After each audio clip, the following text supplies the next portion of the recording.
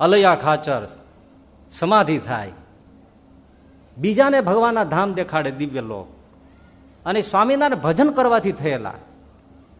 છતાં એ જયારે સભામાં જયારે સર્વશ્રેષ્ઠ હરિભક્ત કોણ એની ગણના થાય એમાં અલૈયાનું નામ પેલું ન આવે અને ઉકળાય. સત્સંગ મૂકી દીધો, જીંજા બધાથી ગરડા ન આવે, ઘેરે પાછા માળા સ્વામિનારાયણ ની કરે.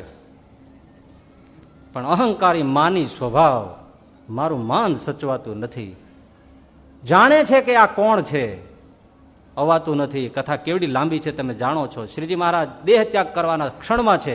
મુક્તાનંદ સ્વામીને એમ થાય કે આવો અલૈયા ખાચર, આવો એકાંતિક ભક્ત, અને ઝીંઝા વદરમાં બેઠો છે, માની સ્વભાવને લીધે આવતો નથી, આ હમણાં દેહ મૂકી દેશે, અને પછી આ દર્શન નહીં મળે. માણસ તેડવા મોકલે, આવે પણ બારસાખ બારણું પકડીને ઉભા રહી ગયા, અંદર પગ ન દીધો. મહારાજે સામે જોયું પણ પગ દીધો હોત તો તરત તેડી લે, પણ બારણામાંથી અંદર પગ ન દેવાનો.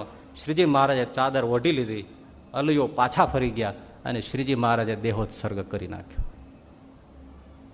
જિંદગીભરના વેણ, રસ મહાકૂપ ઢળી ગયો.